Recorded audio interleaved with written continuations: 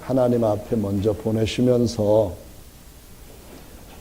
누구 머리 위에든지 그 사람이 어떤 사람이든지 그 사람이 못생겼든 잘생겼든 남자든 여자든 귀한 가문 출신이든 그렇지 않은 가문 출신이든 그거 따지지 말고 그 위에 성령이 비둘기같이 눈에 보이도록 임하는 걸 보거든 하나님께서 인정하신 하나님의 아들 또는 성령으로 침례 주시는 분인 줄 알라 그러셨기에 내가 침례를 주는데 하늘에서 하나님 아버지의 소리도 들리고 또 그 침례 받는 분 머리 위에 성령이 비둘기같이 쫙 임하는 것도 보였기 때문에 내가 이스라엘 전체에다가 이분이 그분이다라고 광고를 했다는 겁니다.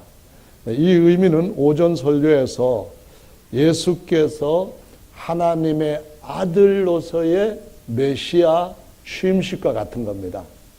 메시아라는 말은 기름을 부음받았다, 기름 부음을 받았다.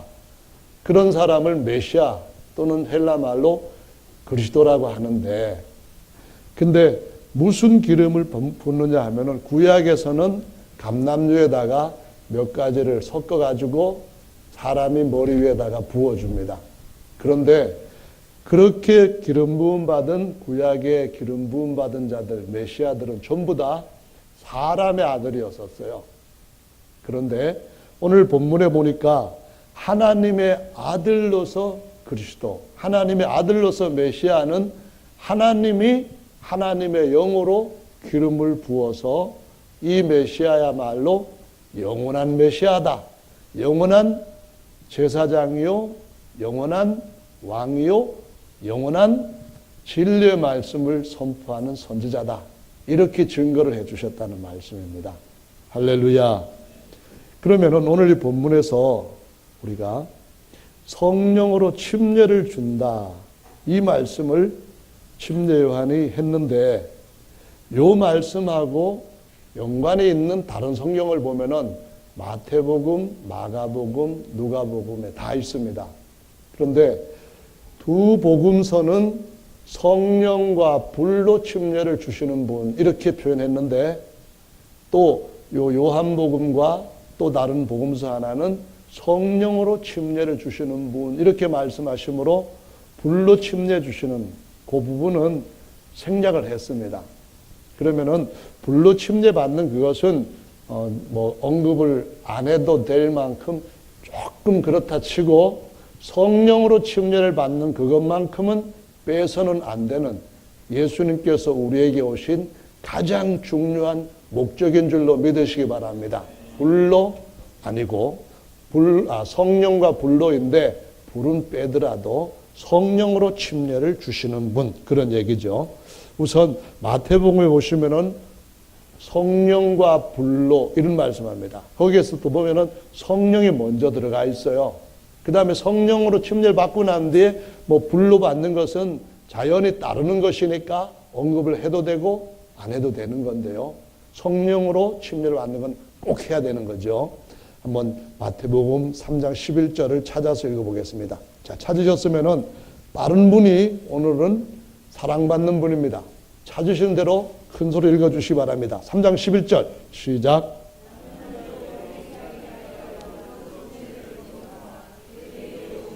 나보다 능력이 많으시니 나는 그의 신을 들기도 감당치 못하겠노라.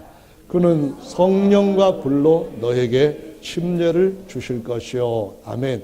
성령이 먼저인가요? 불이 먼저인가요? 네. 불침례라고 하는 것은 사실은 예수님이 하나님의 아들로 태어나셔서 3년 반 동안 공생애를 마치시면서 특히 십자가에 고난당하시는 걸 갖다가 불로 침례를 받았다. 이런 말씀을 하시는 겁니다. 그러니까 마지막 때에 있을 것이고 하나님의 아들로 태어나신 그때 이것이 더 중요한 것이니까 앞에 나와야 되고 성령으로 침례를 받는 것도 우리한테 더 중요한 거니까 앞에 나와야 된다. 그런 말씀이에요. 마가복음으로 가보겠습니다. 이번에는 1장 8절입니다. 찾는 대로 누군가 빨리 읽어주시기 바랍니다. 마가복음 1장 8절 시작.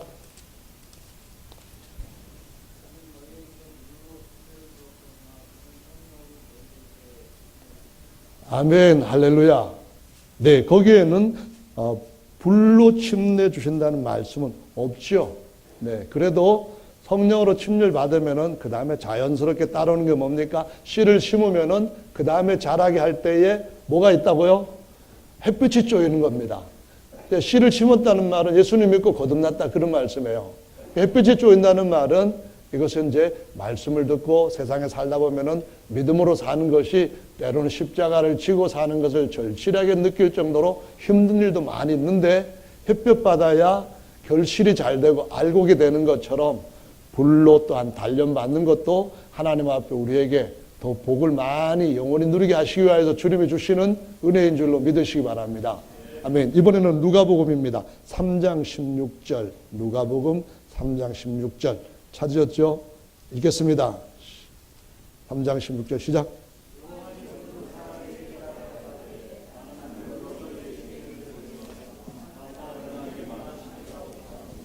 나는 그의 신들매를 풀기도 감당치 못하겠노라. 그는 성령과 불로 너에게 침례를 주실 것이요. 아멘.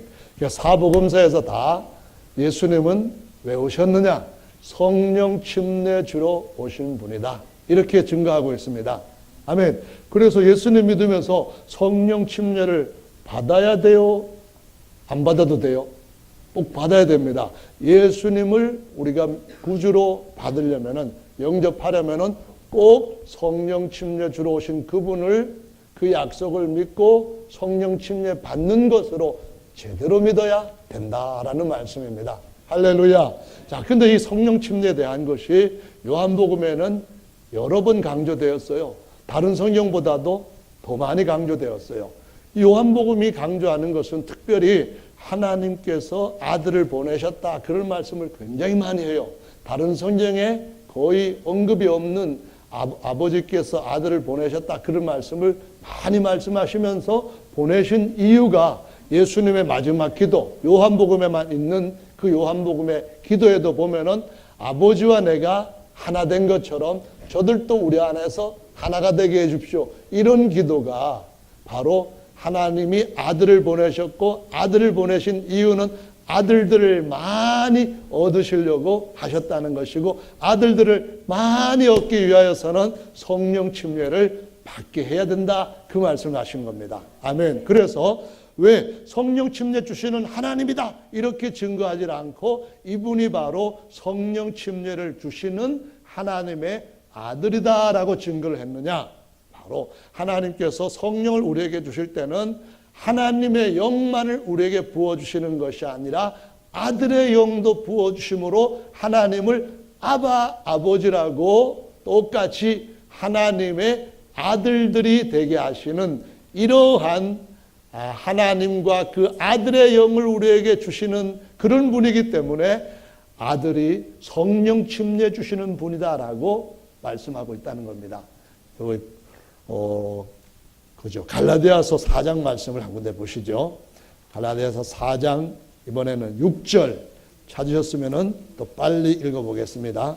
4장 6절 시작. 너희가 아들인 고로 하나님이 그의 아들의 영을 우리 마음 가운데 보내사 아바 아버지라 부르게 하셨느니라. 7절 시작. 그러므로 내가 이후로는 종이 아니요 아들이니 아들이면 하나님으로 말미암아 유업을 이을 자니라. 아멘. 아멘. 이 예수님이 성령 침례 주시는 하나님의 아들이래요. 그렇게 돼서 우리에게 하나님의 아들 되게 하시려고 아들의 영을 주시고, 아들이면 뭐가 아니라고요? 이제는 종이 아니라는 겁니다. 종 중에는 누가 있는가 하면은 천사들도 종이에요. 또 땅에서 지음받은 아담도 종이에요. 아담이 크냐 천사가 크냐 비교해 보면은 아담이 훨씬 작아요. 크기가 작다 할 때 키가 작다, 몸무게가 작다 그런 의미가 아니고 신분상 천사들보다 아담이 더 열등하다는 말이에요. 천사들이 아담보다도 월등하다 그런 말이에요. 아멘. 그런데 천사들도 하나님이 낳은 아들이 아니고 지은 아들이기 때문에 지은 것들은 하나님이 친히 낳은 아들이 하나님의 후사가 될 때에 후사에게 물려주는 재산 목록 중에 1, 2, 3 이렇게 그 안에 리스트에 들어가는 존재인 줄로 믿으시기 바랍니다. 아멘. 하나님 아버지가 대단한 분이기 때문에 우리한테 종을 붙이실 때도 아주 굉장한 종을 붙이시려고 굉장하게 지음받은 자들이 천사인 줄로 믿으시기 바랍니다. 이걸 여러분이 믿으신다면 오늘 하루 종일 기분이 업돼 있어야 됩니다. 아멘. 아니 그런 것을 진짜 믿으신다면서도 전혀 이 분위기가 안 바뀌는 그런 생각 가운데 있다고 한다면은 좋은 것 같아요. 여러분 만약에 집에 들어가면은 오늘은 우리 집사람이 생일이니까 아주 멋진데 호텔에 가서 외식을 하겠다 했다. 그러면 어떻겠어요? 기분이 어떠했겠죠? 꼭 간다는 얘기가 아닙니다. 그냥 그런 얘기를 해보는 거예요. 저는 입술로만 이렇게 지금까지 30년 살아왔기 때문에 그래도 건재하게 버텨왔습니다. 어쨌든 간에 그렇게 계획이 잡혀있다고 해봐요. 근데 그것도 제가 돈 내는 게 아니고 제 아내한테 낼 수는 없으니까 아들이 만약 돈을 낸다고 한번 생각해봐요. 식당이 굉장히 한 몇십만 원 1인당 그렇게 값이 나가는 식당인데 내가 한 번도 그런 데 가본 적도 없는데 오늘 아들이 쏜다 그랬다. 그러면 기분 어떨까 아닙니까? 근데 그 기분과 그 이해가 돼요. 근데 그 기분과 하나님 우리에게 아들이면 후사, 곧 하나님의 후사이되 그리스도와 함께하는 후사가 되게 하는 이 약속을 여러분들이 믿으신다면 한평생 기분이 업돼 있어야만 됩니다. 아멘. 이게 정직한 마음이라고 생각돼요. 할렐루야. 아멘. 그래서 오늘 말씀드렸을 때 다시 태어나면 누구랑 결혼하겠냐 할 때 아예 꿈 깨시기 바랍니다. 지금 옆에 있는 부인이나 남편하고 같이 결혼할 기회는 영영 더 이상 생기질 않으니까 그냥 지금 얘기를 하셔야 되는 거예요. 불안해서 혹시 또 그 말이 씨가 돼서 그렇게 되면 어떻게나 해가지고 그렇게 얘기할 것이 없어요. 우리는 지혜가 있는 사람이기 때문에 지금 얘기하면 돼요. 만약에 내가 다시 태어난다면은 내 정용선이랑 결혼하겠다. 이런 얘기해도 주님께서 그 계획을 세우신 적이 없기 때문에 괜찮아요. 권영명과 결혼하겠다. 아무리 얘기해도 괜찮아요. 주님 계획이 이루어지지 우리 소원이 그냥 이루어지는 게 아니니까 괜찮은 줄로 안심하시기 바랍니다. 안 하신 분들 후회하실 거예요. 아까. 네, 다시 한번 성령 침례에 대한 것이 요한복음에는 또 어떻게 묘사되어 있는지를 살펴보시는데요. 요한복음 1장에 보시면은 10절, 11절, 12절, 13절에 기록된 말씀이 있는데요. 10절부터 13절까지 또 읽어보겠습니다. 시작. 그가 세상에 계셨으며 세상은 그로 말미암아 지은 바 되었으되 세상이 그를 알지 못하였고 자기 땅에 오매 자기 백성이 영접지 아니하였으나 영접하는 자 곧 그 이름을 믿는 자들에게는 하나님의 자녀가 되는 권세를 주셨으니 이는 혈통으로나 육정으로나 사람의 뜻으로 나지 아니하고 오직 하나님께로서 난 자들이니라. 아멘. 예수님은 모든 만물을 지으신 창조주이셔요. 뿐만 아니라 예수님은 이사야 9장에서 말씀하신 것처럼 그 창조주께서 자신이 낳은 아들과 하나가 되어서 이 땅에 오신 분이에요. 그래서 한 아기가 우리에게 낳고 한 아들을 우리에게 주신 바 되었는데 했는데 아기가 아기로만 그냥 보여서는 안 된다는 거예요. 침례 요한도 이분이 누구지 잘 몰라요.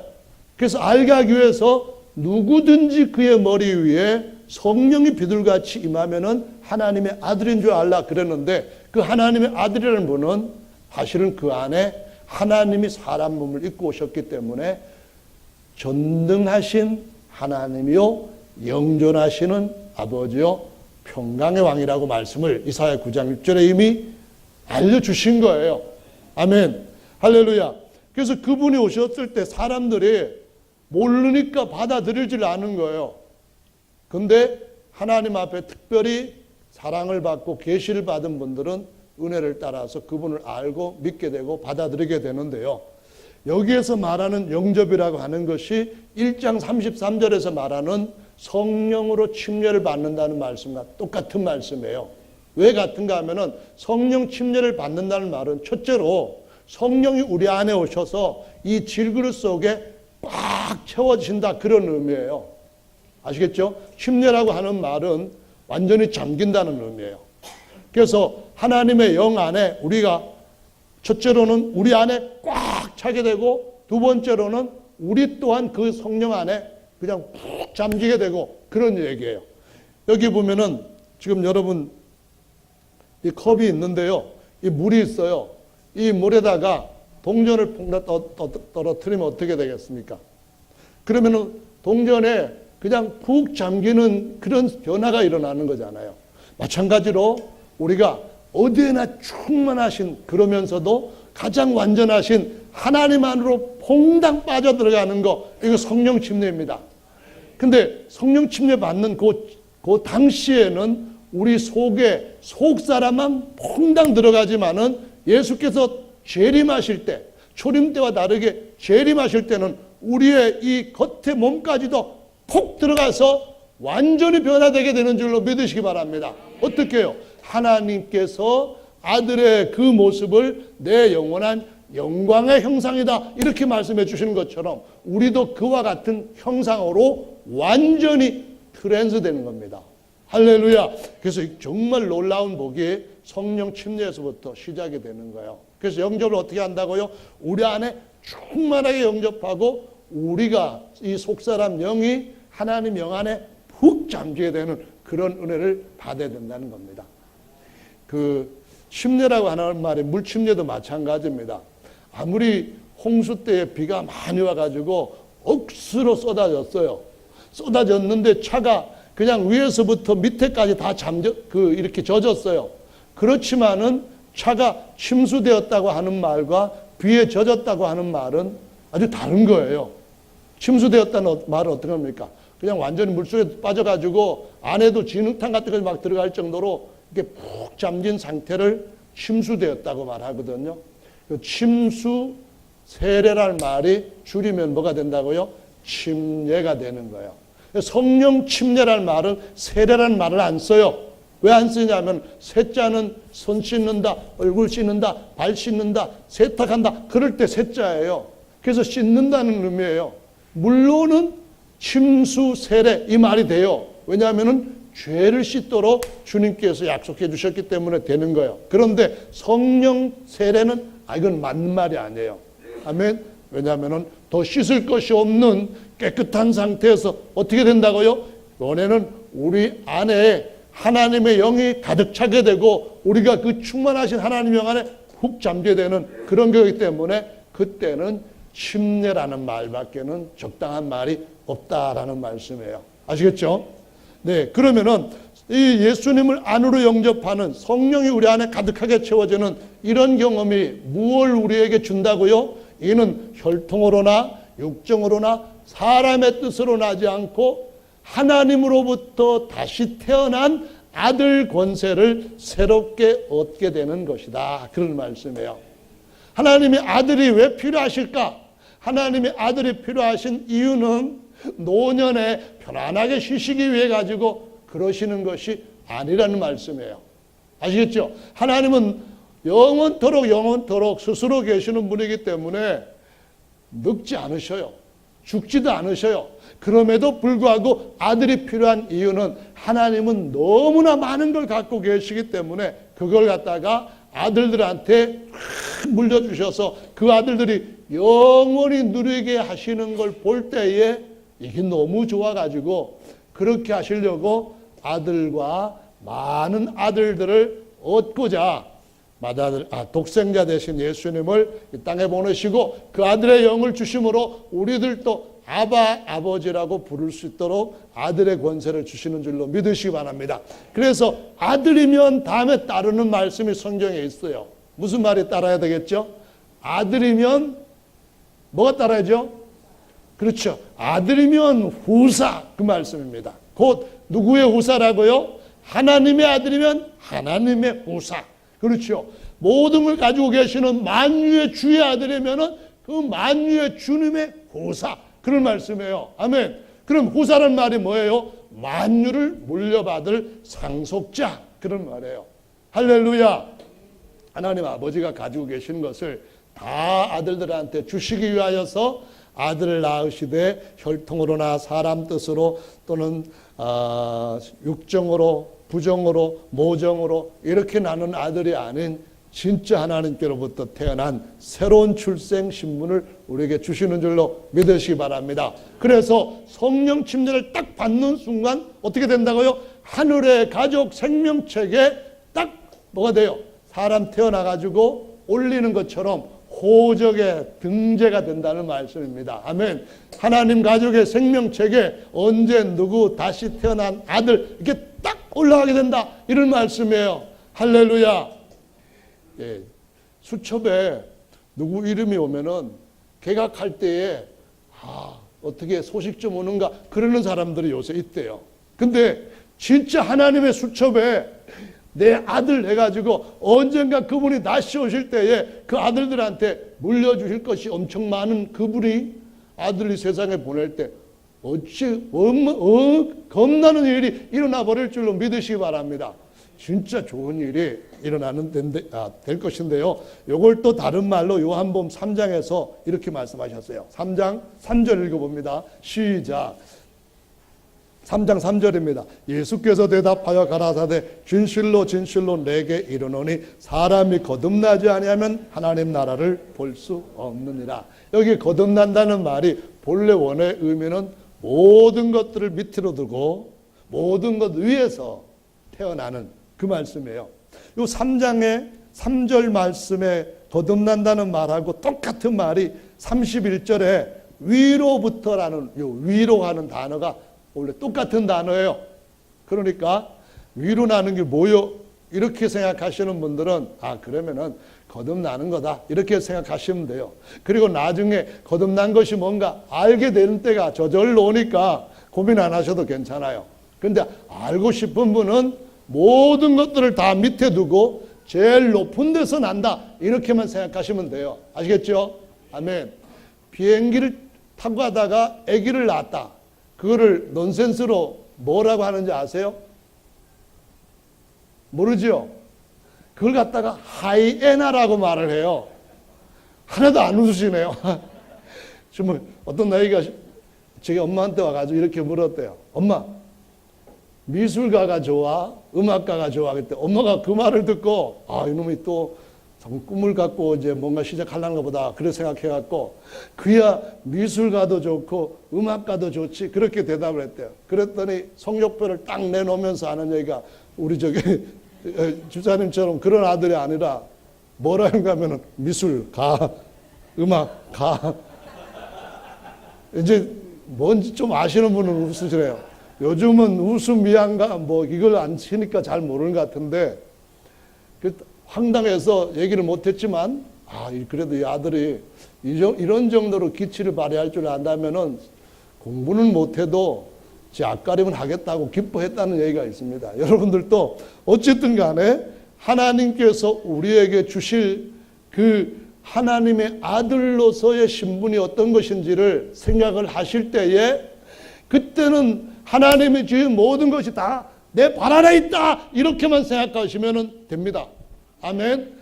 나는 모든 것 위에 하늘에서 태어났다 이렇게만 생각하시면 된다는 거예요. 이것이 3장 5절 말씀에 보면 또 뭐라고 나왔죠? 읽어보겠습니다.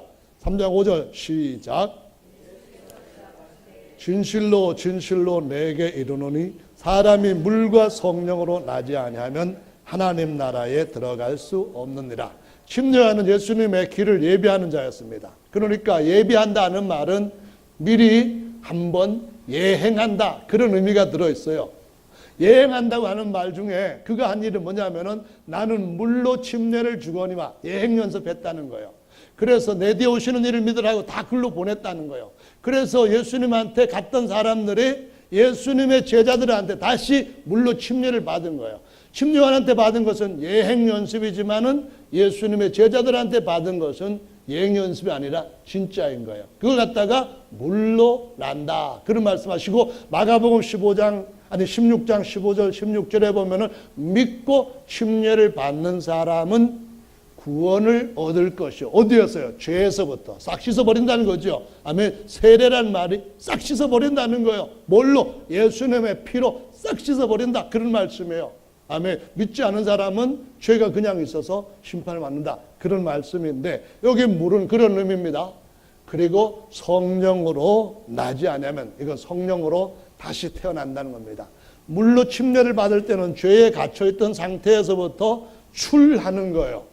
그 다음에 성령으로 다시 태어나는 것은 생하는 거예요. 그래서 진짜로 신령한 출생이 뭘로 이루어진다고요? 요한복음 3장 5절 말씀처럼 물과 성령으로 나는 것이 신령한 출생이다. 이런 말씀입니다. 할렐루야.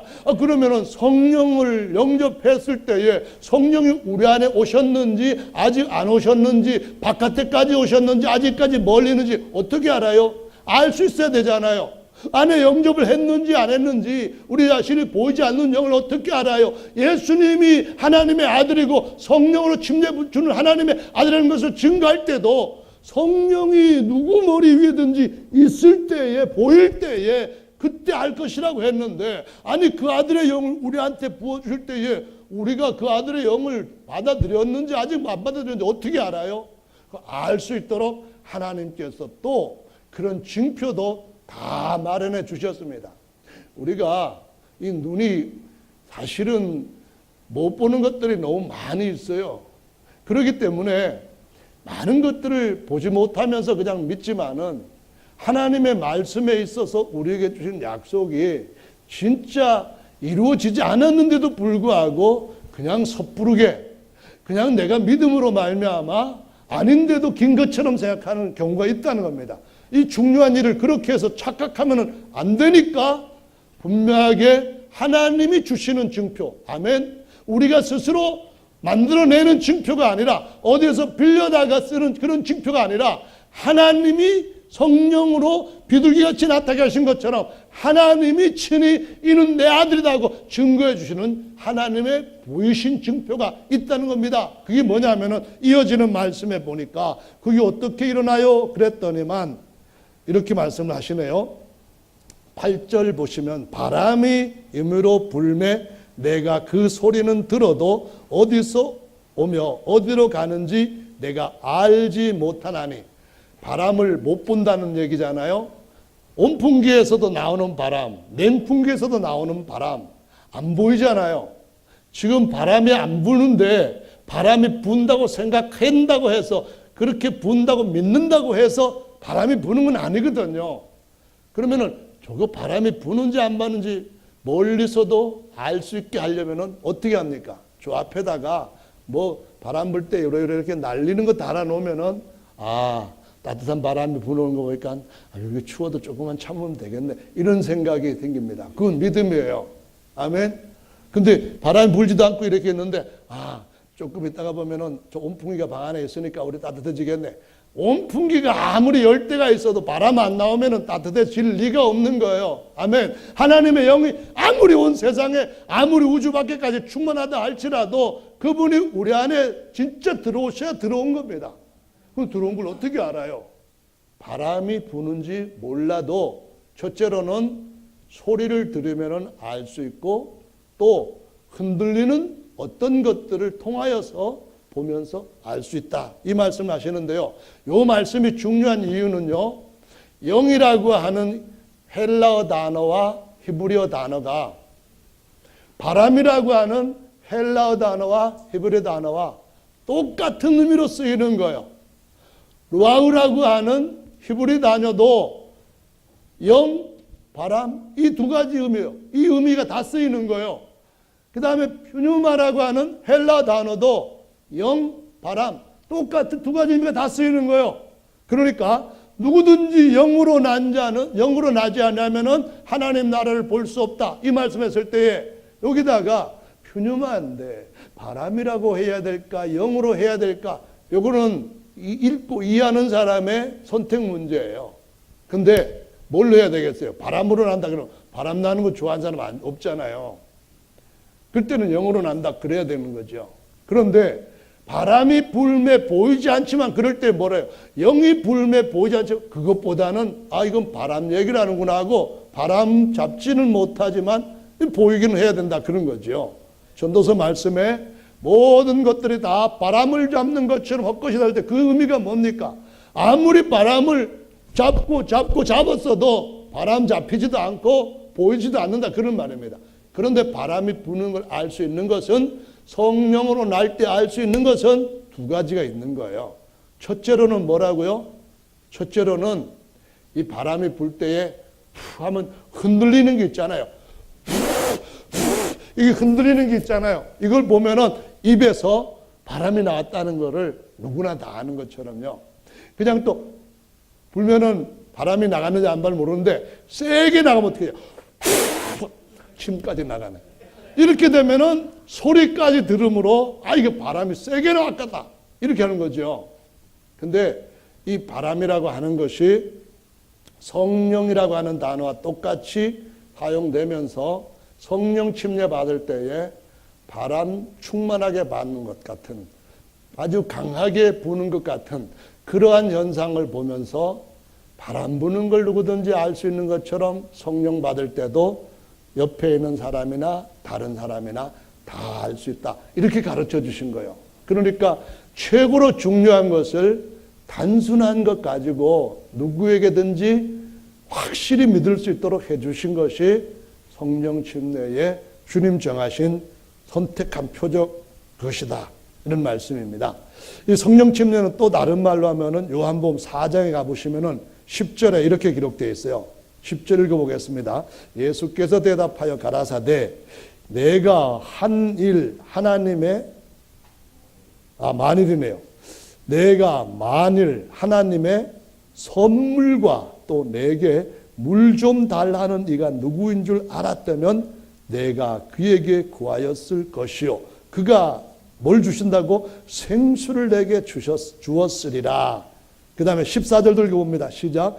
내가 주는 물을 먹는 자는 영원히 목마르지 아니하리니 나의 주는 물은 그 속에서 영생하도록 솟아나는 샘물이 되리라. 아멘. 여기에서요 성령을 우리 안에 꽉 갖다 채우는 것은 물 채우는 이 질그릇 속에다가 물 가득 채우는 것에 비유를 한 거예요. 이건 뭐예요? 왜 그렇게 비유를 할 필요가 있냐? 이것이 왜 우리에게 은혜가 되느냐 하면은요. 이스라엘 백성들이 광야에서 나왔잖아요. 나와서 얼마 동안 광야를 가다 보니까 제일 힘든 것 중에 한 가지가 먹을 것이 없는 거예요. 농사를 지을 수 있는 시간도 안 돼요. 농사 지을 땅도 없어요. 농사 지을 시간도 없어요. 이제 굶어 죽을 판이에요. 정말 안 먹으면 죽을 판이에요. 그들이 그 굶고 굶어서 약속의 땅까지 갈 수는 없는 지경에 이른 거예요. 그때 어떻게 됐습니까? 먹어야죠. 어떻게 먹였습니까?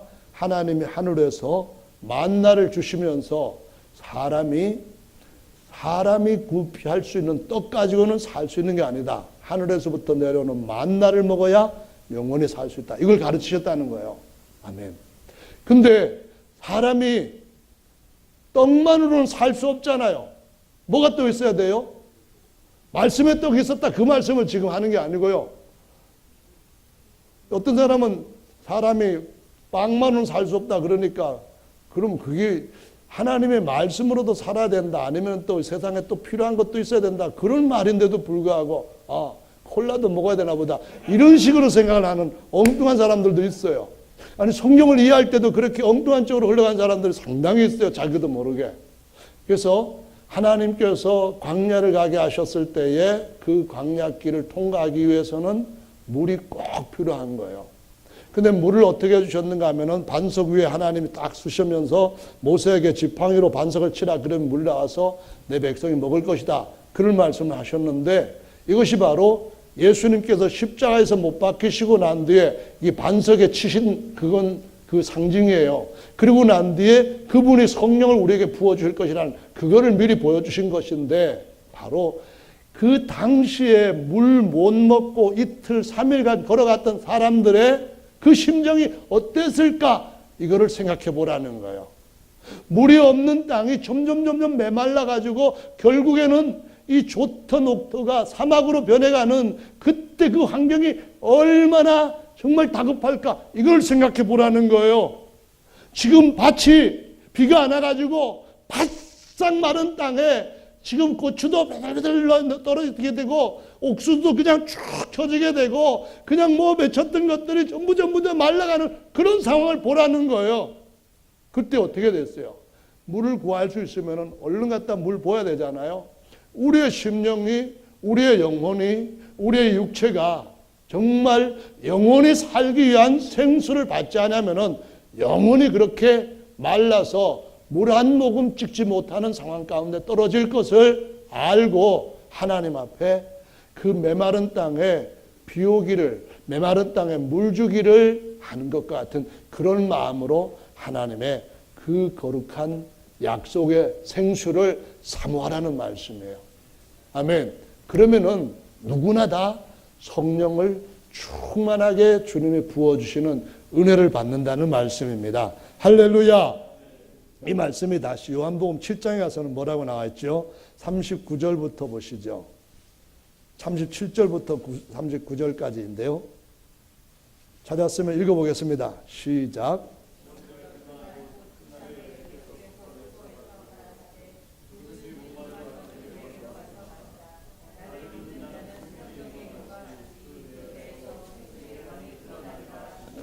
이는 그를 믿는 자의 받을 성령을 가리켜 말씀하신 것이라. 예수께서 아직 영광을 받지 못하신 고로 성령이 아직 저희에게 계시지 아니하시더라. 아멘. 4장하고 7장하고 차이점 보면은요, 우선 그때의 그 분위기, 배경이 달라요.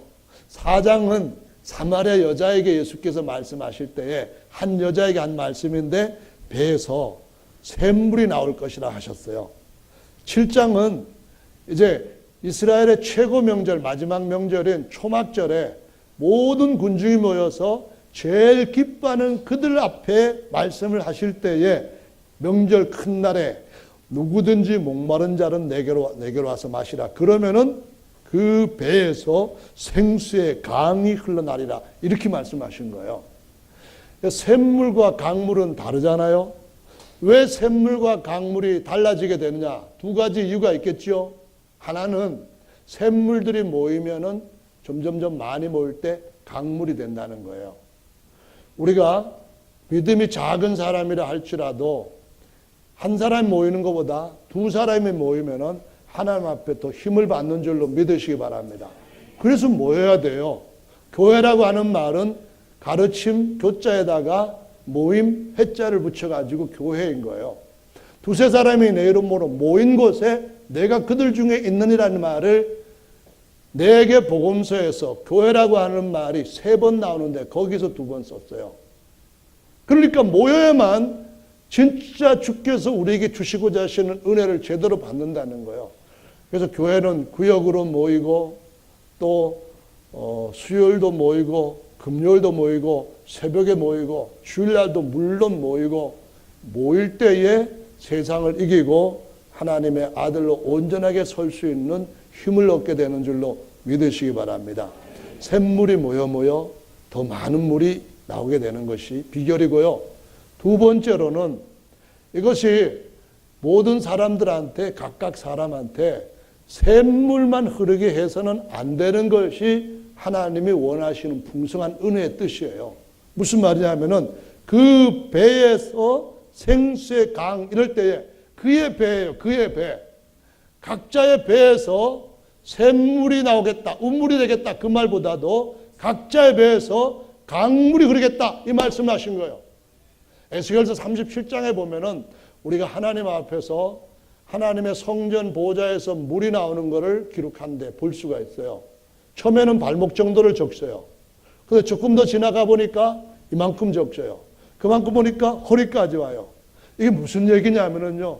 우리가 예수님의 성령의 충만함을 계속 구하는 삶을 살면은 우리가 10년 믿은 것보다도 30년 믿은 것이 훨씬 더 하나님 앞에 만사가 복되고 형통케 되는 은혜를 얻을 수 있다는 것입니다.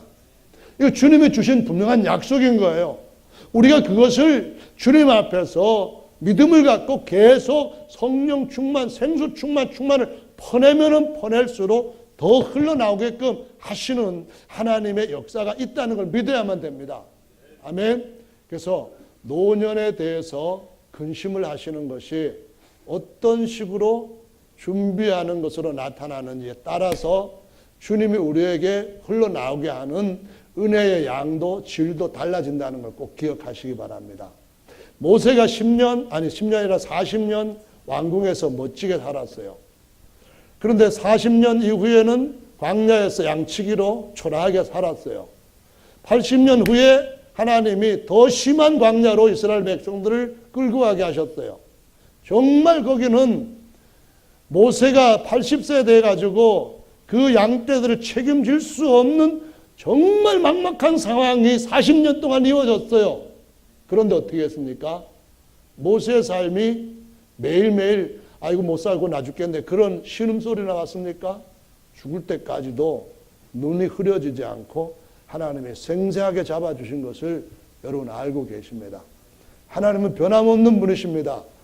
우리 주변에 특히 그러한 사람들이 누가복음에서도 보면은 안나와 시므온 같은 사람들은 연세가 많이 되었는데도 젊은보다도 생생하게 하나님의 충만한 은혜를 가지고 예수님 딱 오셨을 때 8일째 되는 날 벌써 예수님을 알아봤던 사람들이에요. 이 사람들이 이 아이가 어떻게 인류에게 복을 끼치게 될 것인지를 예언했던 사람들이에요. 그 하나님이 우리의 삶 가운데서도 어떻게 충만하게 채우실 것인가 하는 것을 여러분이 기대하면서 그분을 계속 샘물을 퍼오는 그런 일을 게을리하지 않는다면 우리의 삶은 흐를수록 점점점 다른 양상으로 달라지게 될 줄로 믿으시기 바랍니다. 하나님 믿으시기 바랍니다. 그래서 정말 하나님을 더 신뢰하는 것이 우리에게 힘입니다. 할렐루야. 아멘. 여기에서 주님이 영광을 얻지 못하신 고로 성령을 아직까지 안 주셨다 그 말씀은 시기 문제예요. 주님이 역사하시는 과정의 문제예요. 예수께서 성령을 주시기 위해서는 두 가지 것을 먼저 처리를 하시고 주시려고 하는 거예요. 뭐 두 가지 문제가 뭡니까? 주님이 죄의 문제 딱 해결하시고 죄의 권세 머리 깨버리고 주시려고 하는 것인 줄로 믿으시기 바랍니다. 여기 바로 부활의 영으로 우리에게 주시겠다는 거예요. 할렐루야. 사망을 영원히 이겼기 때문에 다시는 죽음을 두려워하지 않는 생명으로 일어설 수 있도록 그 영을 부어주시겠다는 거예요. 할렐루야. 아멘. 사망을 이긴 것은 아담의 실패를 회복시켜주는 거예요. 하나님께서는 아담의 실패를 회복시켜 주셔서 다시 약속의 땅이 아니라 그 에덴 땅의 동산에 들어가서 이제는 선악과 먹지 말고 잘 살아라 그렇게 하시는 분인가요? 아니라는 말씀입니다. 어떻게 하신다고요? 하나님의 영광의 후사가 되도록 모든 것 위에 오를 수 있는 영광의 영을 부어주시기 위해서 그분은 승천하셔서 하나님의 후사 자리에 함께 앉으시고 그 영을 부어주시겠다는 거예요. 할렐루야. 그래서 성령 받는다고 하는 것은 엄청난 거예요. 첫째로 뭐냐면은 사망을 이기고 나 부활했소 이 선포입니다. 할렐루야. 성령을 받는다는 두 번째로 뭡니까? 나는 하나님의 아들이요 이제는 내가 해보다도 더 찬란한 영광의 형상으로 이 몸까지 갈아입을 것이요 이 선포라는 말씀입니다. 이것이 이루어지도록 주님이 찍어주시는 도장이라는 거예요. 이것이 이루어질 수 있도록 반드시 그렇게 돼 하고 하나님께서 친히 우리에게 주신 보증이라는 거예요. 할렐루야. 근데 여러분 성령 받는 거 이거 정말 큰 일생일대 최고의 역사인 줄 구약 성경에서 한 번도 일어나지 않았던 최고의 것인 줄로 믿으시고 받으신 분들을 정말 하나님 앞에서 소중하게 여기시기를 바랍니다. 이걸 모르는 사람들은 세상적인 그냥 변질시킨 그러한 가르침에 그저 끌려다닙니다. 오전에도 말씀드렸지만 구약의 제사장도 출생이 그만큼 중요합니다. 구약의 제사장은 몇십 년 하다가는 끝나는 거예요. 신분도 종의 신분이에요. 그런데 신약의 신분은 보통 백성이 아니라 하나님께서 친히 낳은 하나님이 친히 증거하신 그 증거를 가지고 영원히 하나님 앞에서 하나님의 나라와 제사장 삼으신 이 축복, 특권, 이 확증을 가지고 주님을 섬기는 것인 줄을 아셔야만 됩니다. 이걸 모르면은 그냥 아무 데나 가가지고 은혜 받고 이것도 좀 찾고 그렇게 흐려질 수밖에 없어요. 이 진리의 말씀을 바로 알고 주님 앞에서 한 사람이라도 더 하나님의 영광의 후사의 자리로 세우는 일에 쓰임 받는 분은 이 인생에서 최고의 큰 그 거사를 행하신 분인 줄로 믿으시기를 바랍니다. 할렐루야. 요한복음 14장에 보면 또 성령에 대한 얘기가 나오죠. 14장 이번에는 16절부터 보시면 23절 말씀에 있는데요. 16절에 보면 아버지께 구하여서 다른 보혜사를 너에게 주도록 하셔서 너희와 영원히 함께 있게 하실 거다 했는데요. 아버지께 구한다 하는 말은 예수께서 우리에게 성령 침례하실 때에 아들의 영만 주시는 것이 아니라 아버지의 영을 우리한테 부어주시되 아버지 하나님의 영이 우리 안에 오시려면은 우리의 영을 살리시고 우리의 영과 연합시키기 위해서 반드시 중보자인 그리스도 예수의 영이 있어야만 된다는 말씀입니다. 아멘. 하나님과 사람 사이에 중보도 하나이시니 곧 사람이신 그리스도 예수라 하시는 그 예수님의 영이 있어야 하나님과 우리가 영원히 딱 연합이 될 수가 있다는 말씀입니다. 아멘. 예, 이것 붙일 수가 없어요. 그러나 이 안에 뭐가 같이 붙을 수 있는 접착제가 들어가면은 붙어버려요. 이 손 안 붙어요. 그런데 순간 접착제 딱 듣자마자 딱 붙어가지고 이거 수술 안 하면 살점 떨어지게 붙어버려요. 여러분 경험해 보셨죠? 예수 그리스도의 영은 하나님과 우리의 영을 살려서 붙일 수 있는 유일한 접착할 수 있는 영인 줄로 중매 영인 줄로 믿으시기 바랍니다. 이거 받아야만 영 살고 이거 받아야만 하나님과 하나가 되기 때문에 아버지께 구하여서 이렇게 말씀하시고 17절 읽어봅니다. 저는 진리의 영이라 세상은 능히 저를 받지 못하나니 이는 저를 보지 못하고 알지도 못함이라. 그러나 너희는 저를 아나니 저는 너희와 함께 거하시며. 옆에 계시는 예수님 그분이 옆에 곁에 함께 거하시며 그 다음에 다시 오실 때는 어떻게 한다고요? 너희 속에 계시겠습니다. 이렇게 말씀하십니다. 우리 곁에 계시다가 속에 오시는 그 사이의 과정이 뭐예요? 죄 문제 해결해야 됩니다. 할렐루야. 아까 말씀드렸던 것처럼 원상태로 복귀시키고 그것이 아담이 하나님 앞에 지음받은 하나님의 영광 형상의 모형에 불과하지만 하나님의 실제 형상이 되기 위해서 종의 신분이 아들의 신분이 되기 위해서 우리 안에 오시도록 영광을 받으신 그 부활의 영이 우리 안에 딱 오실 때에 안에 계시겠다. 이 말씀이 이루어지는 것입니다. 18절 읽어봅니다. 시작. 내가 너희를 고아와 같이 버려두지 아니하고 너희에게로 오리라. 어떻게 온다고요? 안으로 오시겠다는 말씀입니다. 이것이 바로 요한복음 1장에서 말씀하시는 영접이라는 말씀이에요. 아멘. 세상에는 어떤 자식들은 부모가 버려버렸기 때문에 부모가 있는데도 불구하고 고아원에서 자라서 부모 없이 결혼한 애들도 많이 있습니다. 근데 어떨 때는 그런 부모를 다시 찾아서 만나는 경우도 있습니다. 저쪽에 유럽으로 입양을 갔던 그런 애들 중에 많은 애들이 다큐에서 보니까 왜 부모가 나를 버렸는지 만나면은 그만 안 두겠다. 이를 가는 친구들도 많더라고요. 왜냐하면은 가서 사는 게 너무너무 힘들었던 거예요. 정말 잘 사는 나라로 입양돼 가서 다 잘 사면 얼마나 좋겠습니까? 그런데 가가지고 하녀 취급 이상 이하로 받는 그런 사람들도 굉장히 많아서 부모를 만나면 죽이겠다. 이렇게까지 이를 가는 자식들도 있더라고요. 부모가 있는데도 잃어버리면 고아와 같다. 그런 말씀입니다.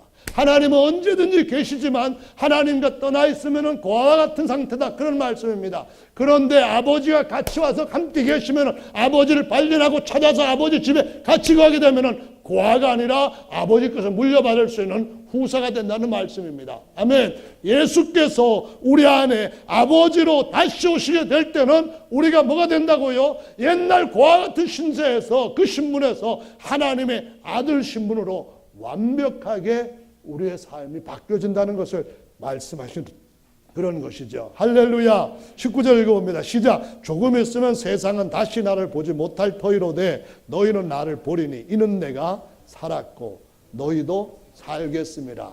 여기 살겠음이라는 말이 무슨 말입니까? 우리가 죽었던 영이 부활의 영 받아서 다시 산다는 거예요. 할렐루야. 부활의 영 받을 때에 영광 받은 아들의 영을 받기 때문에 아바 아버지라고 다시 태어난다는 거예요. 아바 아버지라 부를 수 있는. 할렐루야. 그래서 저와 여러분들이 이런 놀라운 약속을 이 성경에서 받고 있는데요. 그때가 되면은 우리에게 어떤 일이 일어나는가 하면은 23절 말씀을 같이 읽어보겠습니다. 시작.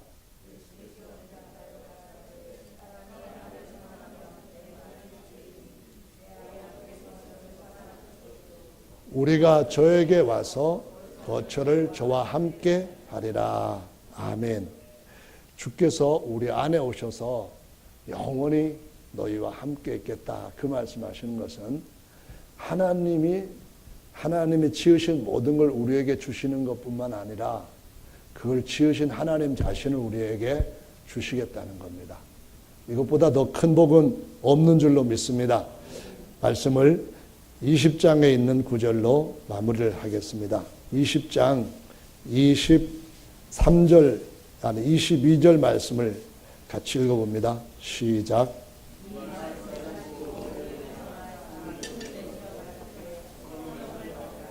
아멘. 부활하신 예수님이 제자들 보시고 성령을 받으라 이렇게 말씀하시면서 하고 불어넣으시는 흉내를 내셨어요. 왜 이와 같은 제스처를 하셨냐 하면은 처음에 아담을 지으실 때도 흙으로 뭘 만드셨어요? 겉사람을 만드시고 속에다가 뭐를 불어넣으셨어요?